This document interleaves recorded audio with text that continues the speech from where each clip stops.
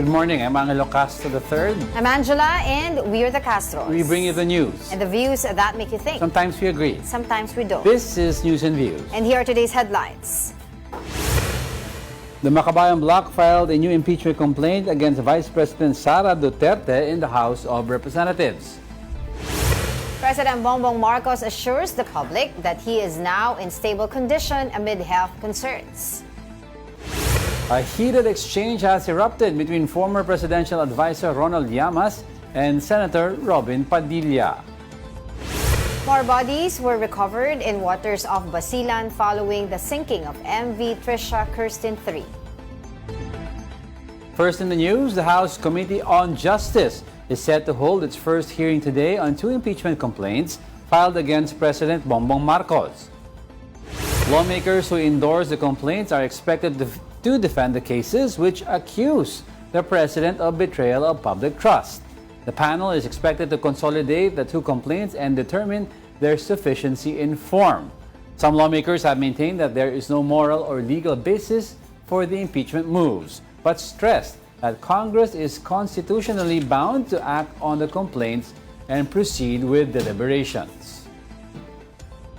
So this is going to be the day, sabi nga nila, no, na dumaan na, no, na nasa Committee on Justice na itong impeachment complaint against President Bongbong Marcos. Actually, this is the first impeachment complaint filed against him. To determine the sufficiency in form and substance. Actually, if I'm not mistaken, today is going to be just to determine the sufficiency in form. Kay PBBM. Oo. Pero I think there will be setting another schedule for the substance, rather. Hindi, pero pag dismissed sa form pa lang, wala na yun. Oh, yes. But pag lumusot sa form, sa substance, titignan nila kung meron. Yun ang ano. So what's in it ba? Pag form, di ba? Kung tama ba yung language that were used, is it signed properly, yung mga ganun, ano, technicalities of it all. Tapos substance, kung may ano nga, it's really nasa loob ng Constitution yung linabag ng batas. May paglabag ba talaga? May ebidensya? Ang question kasi dito ngayon yung ruling ng Supreme Court, although sa plenary nakadetermine, yung pagpapadala ng evidence for the appreciation of each congressman. Of each congressman. Sa plenary yun. Pero ang issue dito is, paano magiging appreciation sa committee level? Kung sa substance, kailangan ba may evidence na naka-attach? Or okay lang ba yung mga charges brought against the president is valid, kung ganun lang ang titignan nila. Basta titignan nila dun sa substance, yun, kung may mga evidence, Oo nga, kung tama ba yun. Initially kasi walang evidence pinapakita sa isang impeachment case sa Senate na yun Pero ngayon kasi may ruling ang Supreme Court. So titignan nila on the committee level pa lang if it will be appreciated that way. Kasi ang ruling was only for plenary. Yes, and this is actually a consolidation of both impeachment complaint filed against the president. Makabayan Bloc and kay Attorney. First, let's be specific. Unang impeachment complaint was endorsed by Pusong Pinoy Party List Representative Journey Jet Nisay, diba?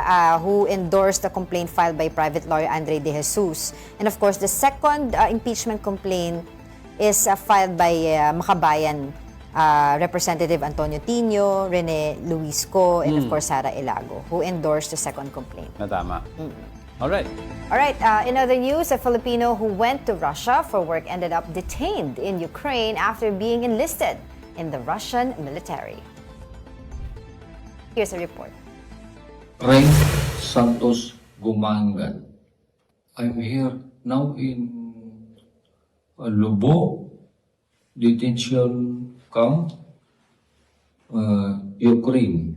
Last December, the Gumangan family saw this video. For 3 months, Raymond had not contacted them, only to find out that he was alive and already in the hands of the Ukrainian military. In September 2024, Raymond left for Russia.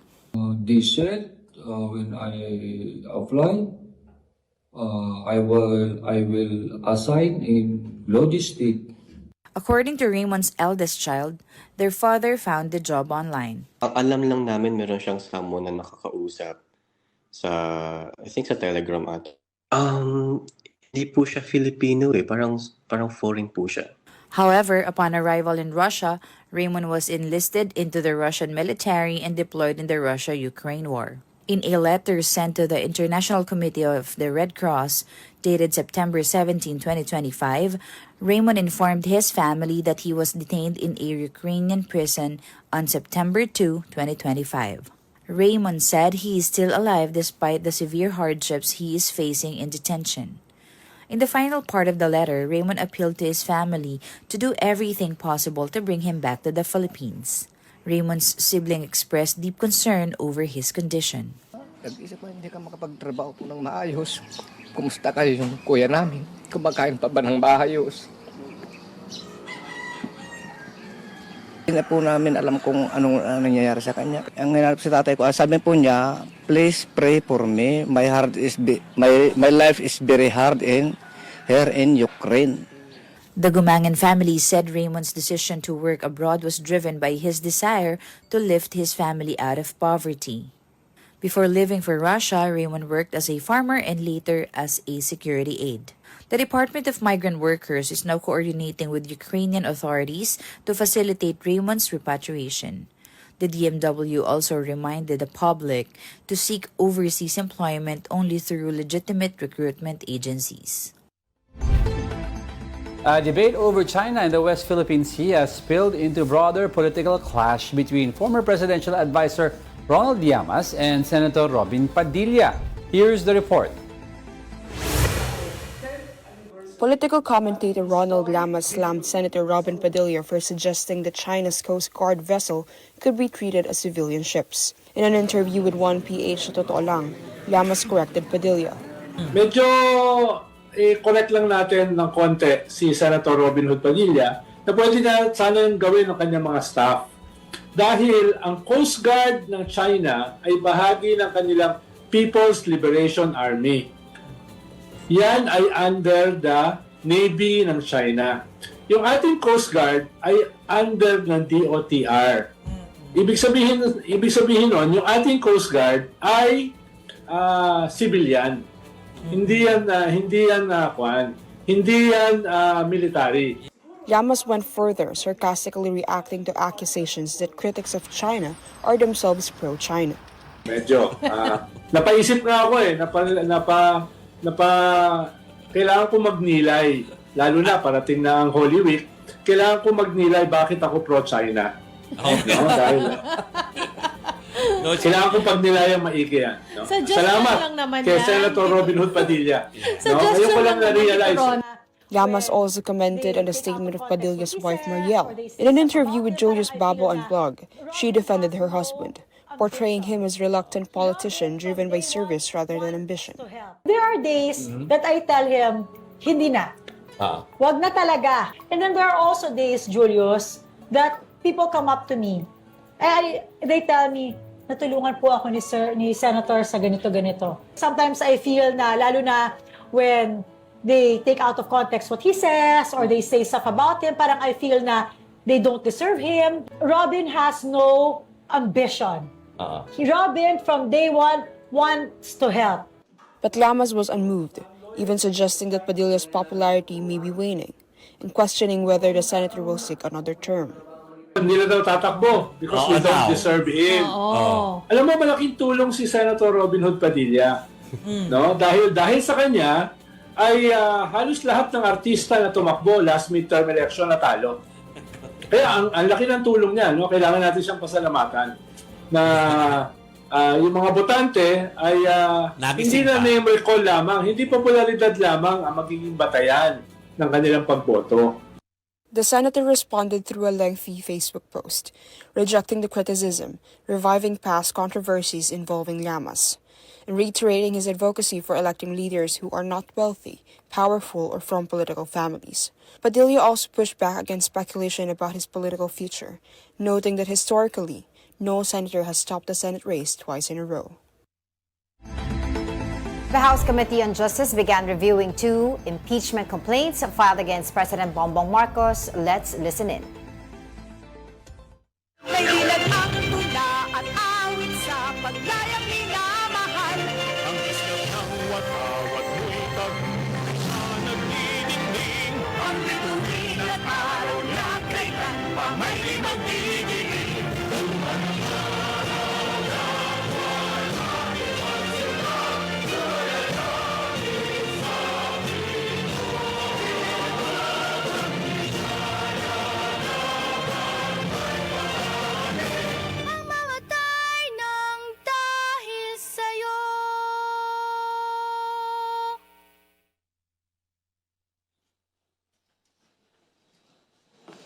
Please be seated.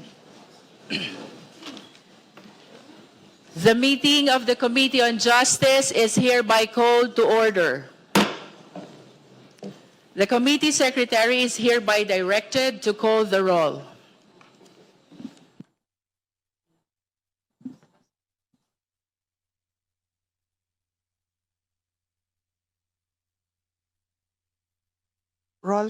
Thank you, Your Honor. Roll call of the members of the Committee on Justice.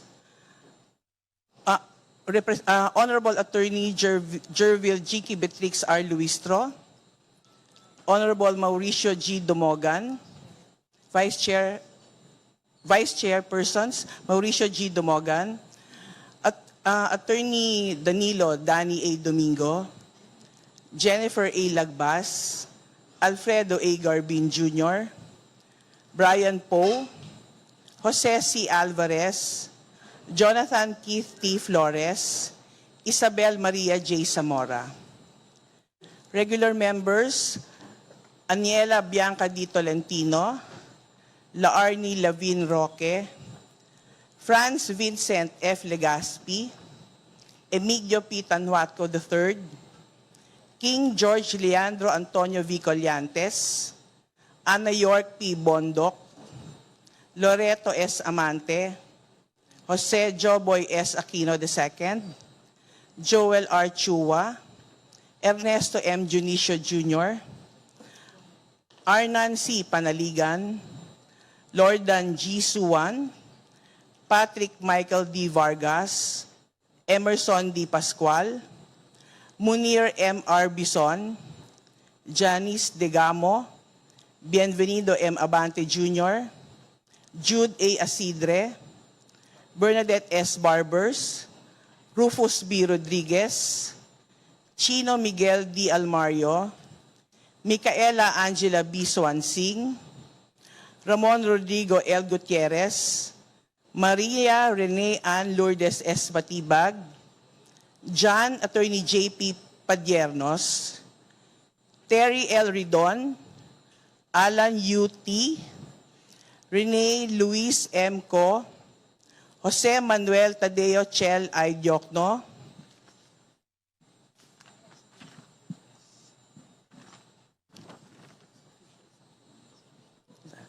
ex officio members, Jefferson F.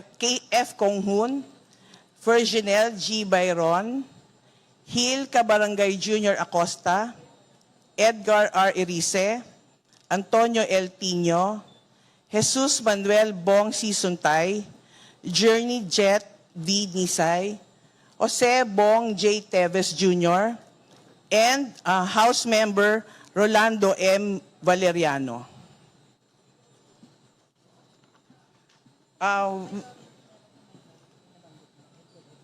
Nabanggit ko po yan. With 23 members of the committee and 6 ex officio office members present. Your Honor, the roll call shows that 23 members of the Committee on Justice and 6 ex officio officers responded to the call. Thank you, COMSEC. With 29 members responding to the call, the chair declares the presence of a quorum. Good morning, my esteemed colleagues. To our deputy speakers, majority and minority leaders, vice chairpersons, and fellow committee members of this Justice Committee. Isang mapagpalayang umaga sa ating lahat. Today, we are called to perform our sworn duty and to exercise our exclusive power as mandated by the 1987 Constitution, that is, to initiate all cases of impeachment against high-ranking officials of the Philippine government. Once again, the Committee on Justice of the House of Representatives is tasked with ensuring that the highest public officials of the land are accountable to the people in accordance with the constitutional mandate. Public office is a public trust. Ito po ang unang impeachment proceeding sa 20th Congress.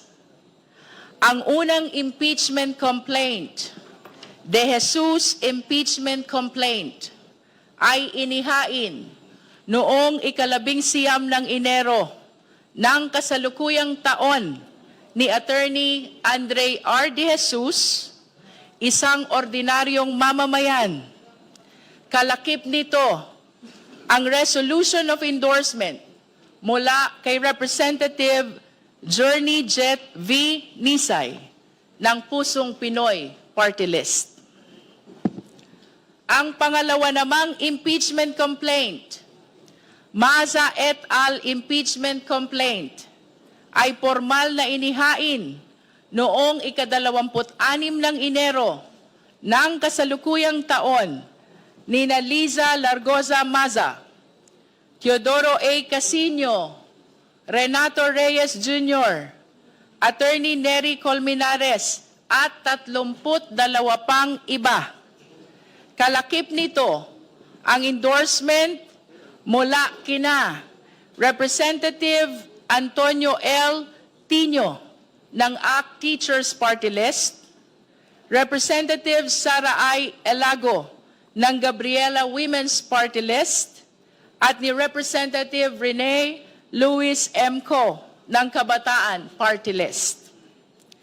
Both complaints were officially referred to the Committee on Justice on January 26, 2026. Ang respondent sa dalawang reklamong ito ay ang ating Pangulo, President Ferdinand Bongbong R. Marcos Jr.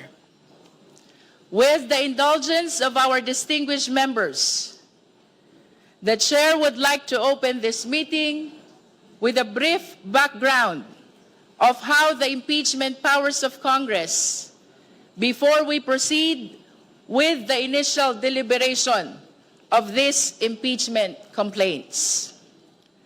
As I mentioned earlier, the Constitution gives the highest regard to the accountability of public officers. This is readily apparent when the entire article is dedicated to the accountability of public officers. Section 1 of Article 11 states, public office is a public trust. Public officers and employees must, at all times, be accountable to the people, serve them with utmost responsibility, integrity, loyalty, and efficiency, act with patriotism and justice, and lead modest lives. These are the standards that all public officers must live by, considering that the highest public officials of the land are held to the highest standard. The Constitution provides for a special way of exacting accountability of said officials, and that is through the extraordinary action of impeachment. Impeachment refers to the power of Congress to remove a public official for serious crimes or misconduct as provided in the Constitution. It is a proceeding exercised by the legislative as representatives of the sovereign to vindicate the breach of the trust reposed by the people in the hands of the public officer by determining the public officer's fitness to stay in the office. It is a process that is sui generis, or on a class by itself, since impeachment not only involves legal, factual, and constitutional questions, but it also has a political aspect, owing largely to the fact that it is the duly elected representatives of the people, the members of the House of Representatives, as well as the Senate, who are given the sole and exclusive power to initiate and ultimately decide all cases of impeachment. Lilinawin po natin, hindi lahat ng kawani ng gobyerno ay maaaring dumaan sa prosesong ito. Ang impeachment ay isang pambihirang kapangyarihan na nakalaan lamang para sa mga pinakamatataas na pinuno na itinalaga ng ating saligang batas.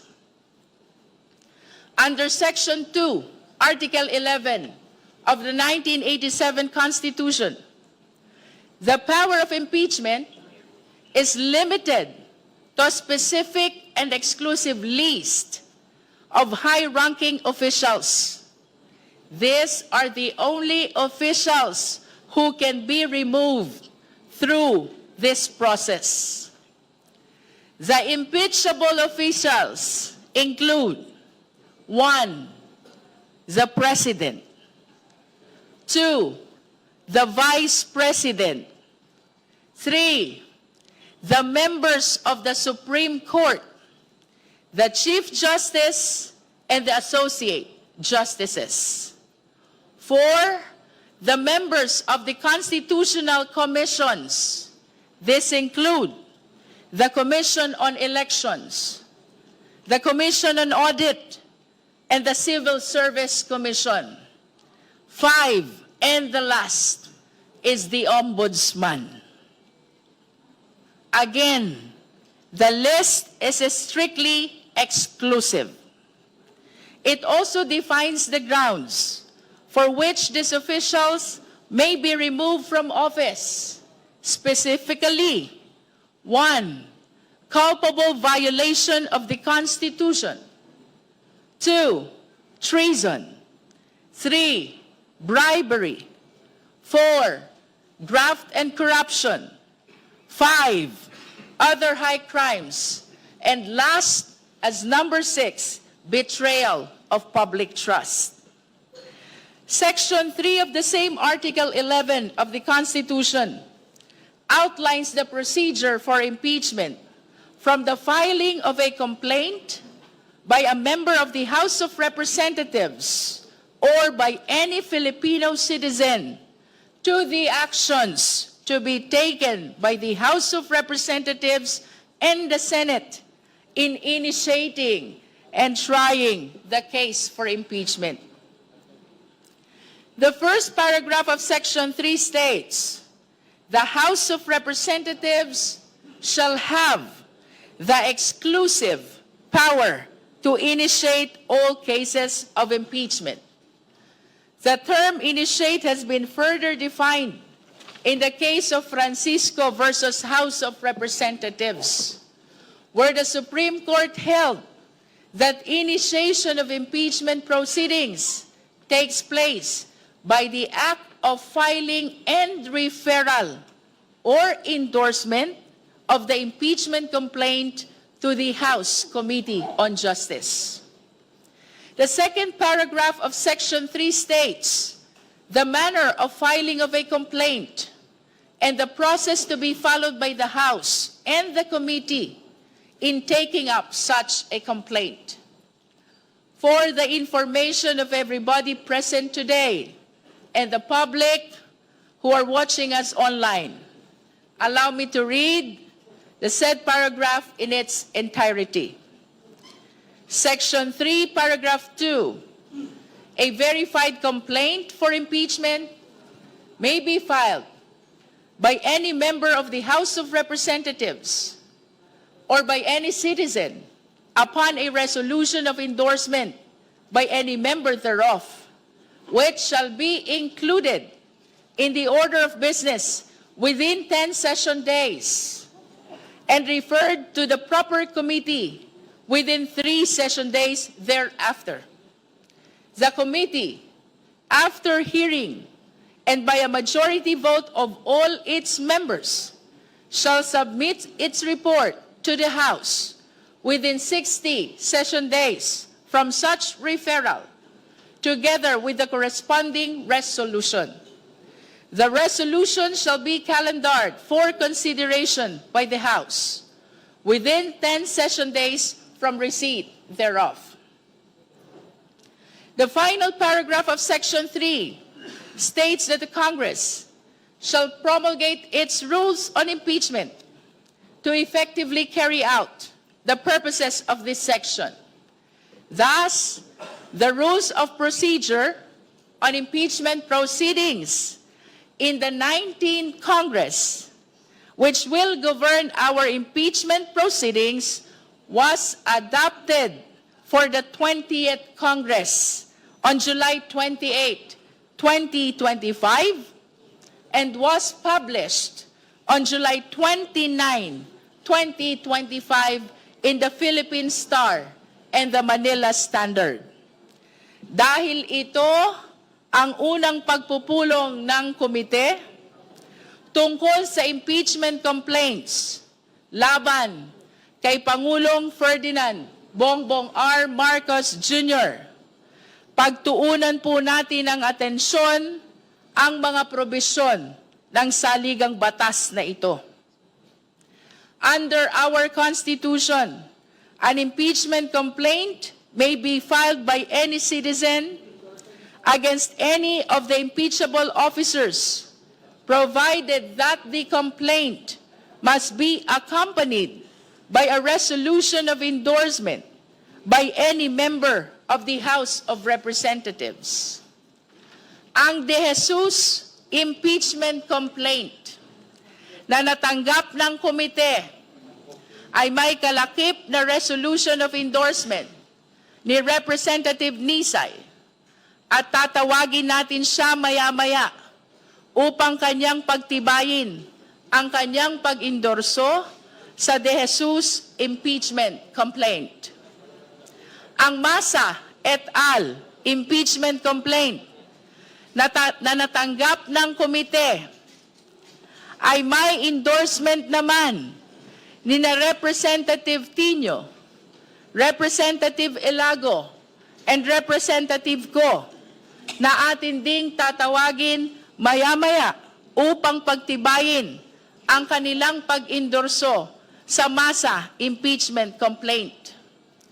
Pagkatapos nating marinig ang pagpapatibay ng mga pag-endorso ni Representative Nisay sa De Jesus impeachment complaint at sa pagpapatibay ng endorso ni na Representative Tino, Representative Elago, and Representative Ko para naman sa Masa et al. Impeachment complaint, we shall then proceed to the determination of sufficiency in form and sufficiency in substance as provided in our rules.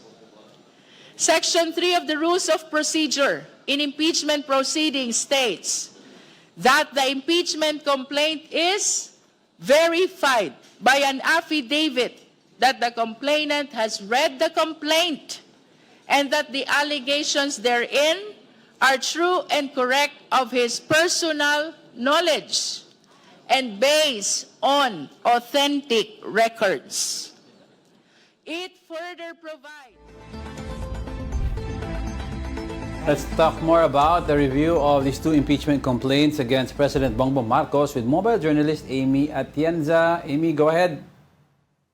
Yes, good morning, Angela Diego. Dito nga sa House of Representatives, no, nako, sabay-sabay yung mga nangyayari. Kanina narinig na natin at around 10, lagpas 10 a.m., no, na sinisimula na nga itong hearing ng Committee on Justice laban nga sa tungkol sa impeachment complaint laban kay Pangulong Bongbong Marcos. Kung maalala natin, dalawa yung verified complaints na ipinaratang, no, kay Pangulong Bongbong Marcos. Pero ngayong umaga rin no, nakita natin dito mismo sa Kamara na meron ding impeachment complaint na final muli laban kay Vice President Sara Duterte. Initially, dapat February 6 pa ito, pero dahil nga sa 2026 ruling na din ng Korte Suprema, nasabi na rin dito na pwede na daw mag-file ng complaint starting January 15. So nung nalaman ito ng Makabayan Bloc pati ng Akbayan Party List or Liberal Party na siya nga nag-file ngayong umaga, agara na lang din daw nilang pinuntahan ito at syempre nag-file nga ng complaint. Isa sa mga pinaka hina-highlight nila dito no, yung 612.5 million pesos na confidential funds na ginamit nga daw ni Vice President Sara Duterte sa kanyang opisina.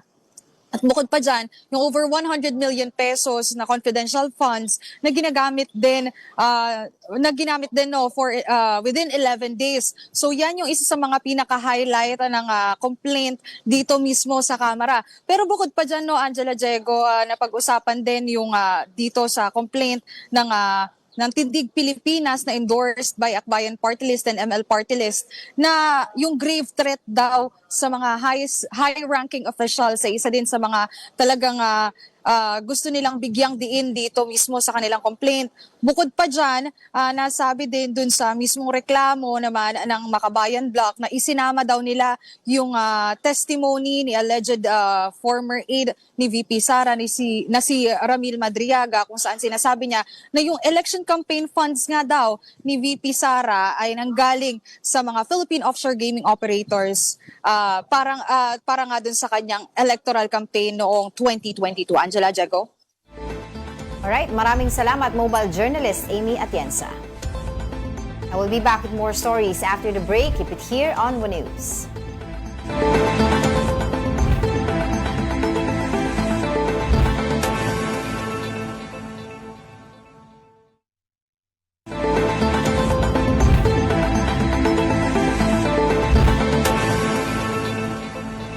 Good morning. You're still watching News and Views here on One News. The death toll from the sinking of the MV Trisha Kirsten 3 has risen to 40 after 3 more bodies were recovered in waters off Basilan. The Philippine Coast Guard says 2 bodies were found near Balok-Balok Island and another off Lantawan Island.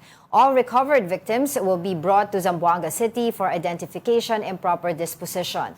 The passenger ferry was traveling from Zamboanga City to Holo Sulu when it sank last week. Authorities say 316 passengers survived, while maritime officials are investigating possible safety lapses. Joining us now is Noemi Cayabyab, Captain and spokesperson of the Philippine Coast Guard. Captain, thank you very much for joining us. Yes, good morning, Sir Angela and Ma'am Angela. All right, Captain, I heard na may mga recent discoveries about yung possible causes and lapses nitong ferry, no? Ano po yung mga updates doon? Well, as to the possible causes and contribution po nitong pagkakalubog ng MV Trisha, ongoing po ang ating investigations, although we acknowledge, Sir Angelo, yung mga informations and statement na nakukuha po natin sa mga pasahero. Alright, and may balita, Captain, na yung life vests or life jacket or safety devices were padlocked? Well, kasama rin po yan, Sir Angelo, sa investigations po natin. We are not discounting all those speculations po. So gumugulo naman po ang ating investigasyon ngayon. Can you also provide us, Captain, nung initial investigation na result po kung ano po yung possible and dun po sa ongoing search, no, doon po sa mismong barko para po mas malaman natin yung pinaka-cause ng paglubog?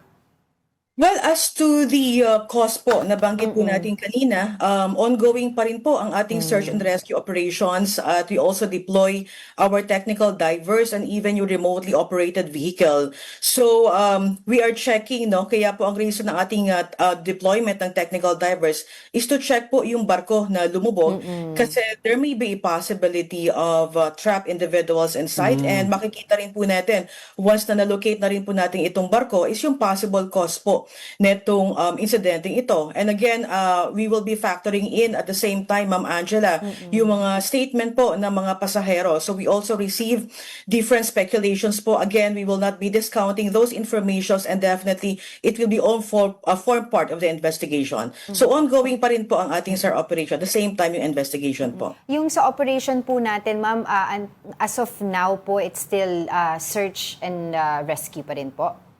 Yes, tama po kayo, Ma'am Angela. Search and rescue pa rin. At we will not downgrade into retrieval hanggang meron pa po tayong possibility na makakita pa rin po. At ang ginagawa naman po ng Philippine Coast Guard, we are also in close coordination with the local government units kasi ito pong past days, yung mga recovered bodies po ay nakikita po natin sa shoreline. So there may be a possibility of some individuals na buhay po. So we're still in high hopes. Although at present, 40 po ang ating reported fatalities po. Kamusta na po yung conditions ngayon sa area kung saan ginagawa po yung recovery operations? Based po doon sa report ng ating mga technical divers ay medyo malakas po yung current. So isa po yan sa nakikita po nating challenge for the diving operation. At the same time, yung pag-deploy po ng ating ROV. Okay. And according to the Marina daw, Captain, possible itong yung Kirsten 3, MV Tricia Kirsten 3, a replacement daw yun vessel. That was not the original vessel daw na nakaschedule dapat bumahe. For that day. Yes, Sir Angelo. We also included in our investigation po. Again, ito naman pong full-blown investigation, a directive po ng ating secretary. We are in coordination po with Marina. So lahat po yan ay kasama po sa mga kinoconsider po natin for the investigation. Captain, ito pong yung Seaman First Class, Hadjail, no, ng PCG, ang kanya pong katawan ay recovered na rin po at na-inform naman po yung kanyang mga pamilya regarding this. Can you tell us more about it? Yes, tama po kayo. Kahapon, we were able to recover 3 bodies at kasama nga po itong aming kasamahan na si Seaman First Alcaizar Hadjail. So, we turned them over sa pamilya po kahapon din at ang naging testimony rin po ng ibang mga pasahero. That's why we regard him as a hero dahil based on the testimony, yung time po na reported itong distress ay isa po si Seaman First Hadjail na tumulong po at nagbigay ng instruction sa ibang pasahero kung ano po ang gagawin. So again, despite of this distress, pinili pa rin po ni Seaman First Hadjail ang tumulong sa kapwa. Isa pong karakteristik at disiplina po ng pagiging Coast Guard. So, we salute this, our fallen personnel po, si Seaman First Hadjail. Pero ma'am, there were reports daw po na ang pamilya po nito ni Seaman First Class Hadjail ay hindi daw po kaagaran nakakakuha ng update mula po sa inyo.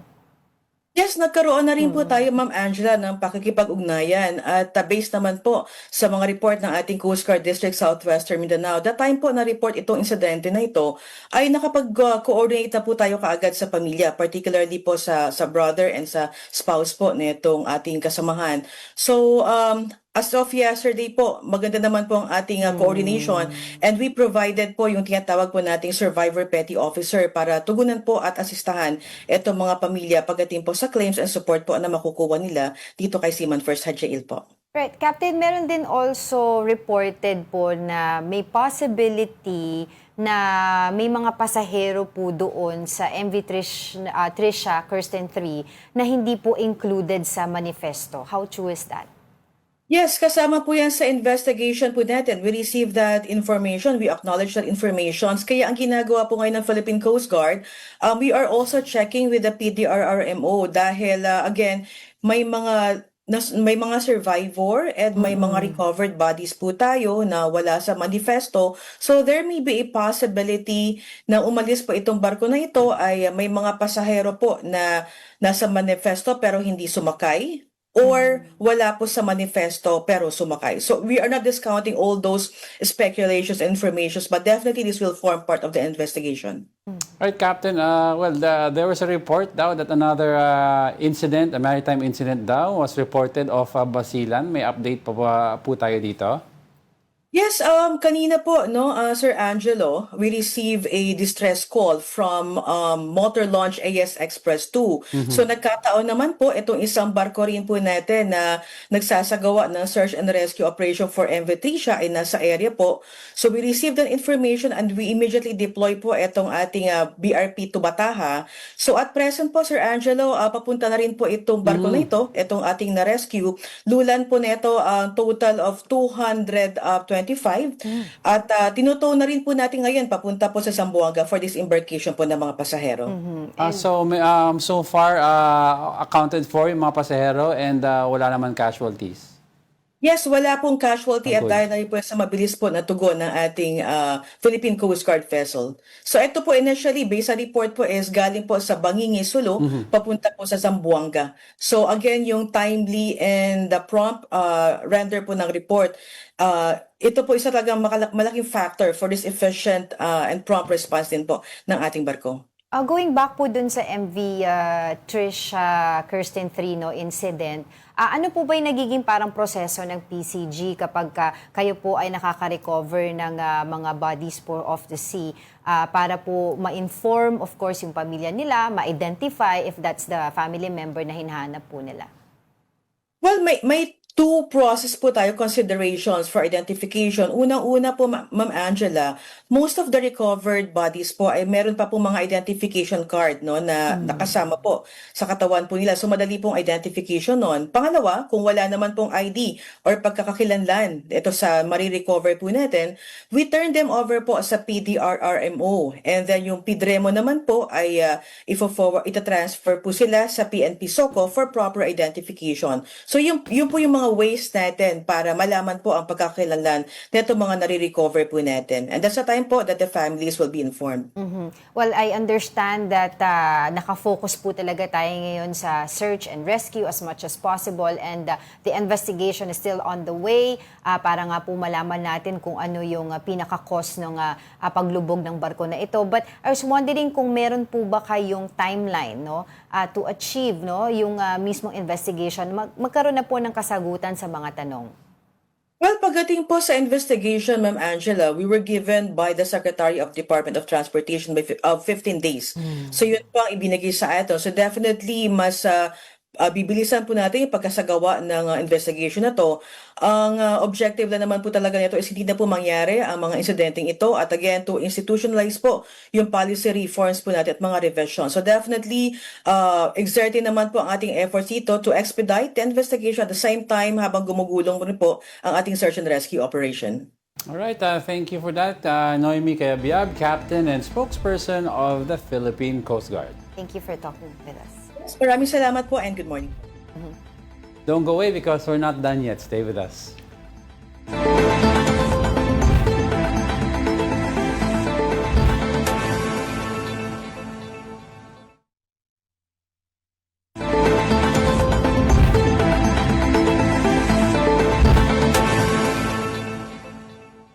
Welcome back. You're still watching News and Views here on One News.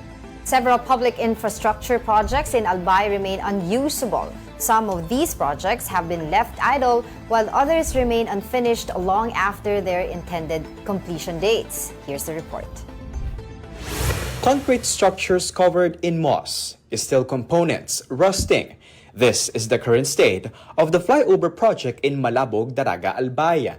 The project was launched 5 years ago and was supposed to span 700 meters. But to date, its completion rate stands at just 12%. This was among the projects inspected by Public Works Secretary Vince Dizon during his inspection of sections of the Maharlika Highway as part of the plans for its rehabilitation in 2026. Nag-iiba kayo ng mentalidad eh. Ang mentalidad nyo, phase 1, phase 2, phase 3. Hindi nga ganun eh. Kailangan yung buo, tapos. The project has been passed on from one contractor to another due to its staggered funding allocations that have already reached 159 million pesos. An additional 290 million pesos is still needed to complete the project. Among the contractors involved was Hightone Construction and Development Corporation, owned by the sibling of fugitive former lawmaker Zaldico. Also involved was Alpha and Omega General Contractors and Development Corporation, owned by Sara Diskaya. Clearly, pinabayaan. Obvious naman. No, obvious naman. So, kamukha din ng mga inabando na. No, pero dahil may mga kaso na rin, wala na rin. Hindi na makakapagkontrata sa DPWH. Because of this, the agency will terminate its contract with the Diskaya-owned firm and plan to rebid the project in February with a goal of completing construction by mid-2027. In Legazpi City, Secretary Dizon also expressed disappointment over the slow construction of the Bicol Regional Hospital and Medical Center. Construction began in January 2023, but only the foundation of a 4-story structure has been built despite plans for a 10-story building. Officials said a design change was required. As a result, the DPWH will coordinate with the Department of Health and require an explanation from the project contractor, Sherman Construction Consolidated Incorporated. DPWH regional officials also face sharp questioning over long completion timelines presented for the road widening project in Barangay Morera, Ginubatan, Albaya. Residents complained not only of badly damaged road but also heavy traffic congestion. Secretary Dizon's directive, the construction must be completed before Holy Week. Kapatid Arles de los Santos, we are One News. Ilan lang to doon sa mga hundreds or yet thousands of ghost flood control projects or yung mga unfinished projects na iniisa-isa ngayon ni DPWH Secretary. Meron daw, I don't remember which project yan, pero binanggit na parang 790 meters na project 5 years ago sinimulan, and ang progress niya ngayon is 12%. So 5 years, 700 meters lang halos ang aayusin mo. Pero 12% lang ang naayos. Kaya may point din si Congressman Toby Tiangco when we interviewed him before, diba? When we were talking about yung 2025 dubbed as the most corrupt budget. Pero sinasabi niya, yung mga nakikita nyo ngayon na mga flood control projects, tagal na yan.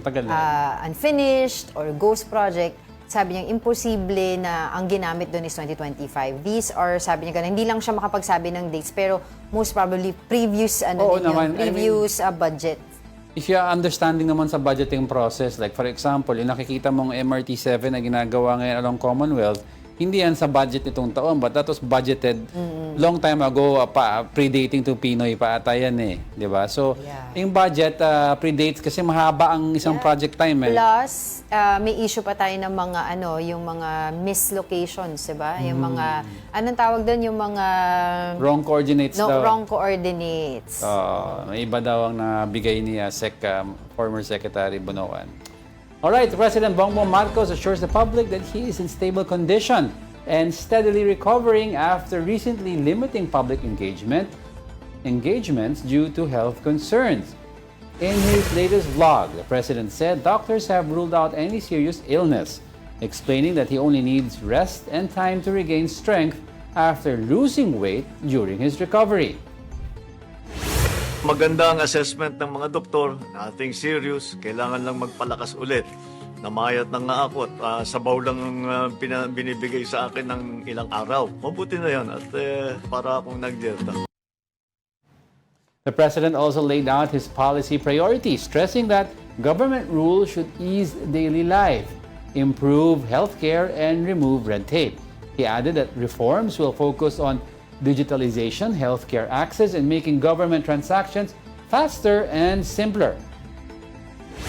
Makikita mo sa mga pulisiya ang mga pinapahalagahan natin na ating bansa, ang disiplina, ang seguridad, kalusugan, at iba pa. Dito sa ating bansa, marami pang pulisiya ang kailangan natin baguhin at rebasahin. Nakikita natin sa balita at naririnig natin ang mga kababayan natin ang kanilang mga reklamo. In other news, the Bureau of Customs is set to hold another public auction of luxury vehicles seized from the Diskaya couple. 8 cars will be up for bidding at the BOC office in the Port of Manila, including a 2023 Rolls-Royce Cullinan, a blue 2017 Bugatti Chiron, and a red 2019 Bugatti Chiron. The public can expect the vehicles from February 5 to 6 ahead of the auction. In a previous auction in November 2025, 3 out of 7 confiscated luxury vehicles belonging to the Diskaya couple were successfully sold. The Signal Super Spikers kicked off the 2026 PVL All-Filipino Conference with a dominant sweep of the Galleries Tower High-Risers. Signal controlled the match from start to finish, including a decisive 14-4 run in the third set. Team Tiamzon led the charge with 18 points coming from 10 attacks, 2 blocks, and 6 service aces. The reunion of Ea Laure and CC Rondina also got off to a winning start as the Choco Mucho Flying Titans overpowered the Akari Chargers. Rondina starred in her return with 16 points built on 14 attacks, 1 block, and 1 service ace. Yan, all Filipino talent. Dami magagaling talaga. Pero napansin mo si PBBM talagang parang pumayat talaga. Pag umaanggulo yung camera, makikita mo na Saka dito, Oo. Dito, super diet lang daw kasi siya. Tapos dito, yung arms niya. And then, pag nag-side view niya, sabi ko, kamukhang-kamukha niya yung daddy na niya kasi lumulubog na, tapos yung cheekbones lumalabas. Sabi, ano yung sakit niya? Diverticulitis. Diverticulitis.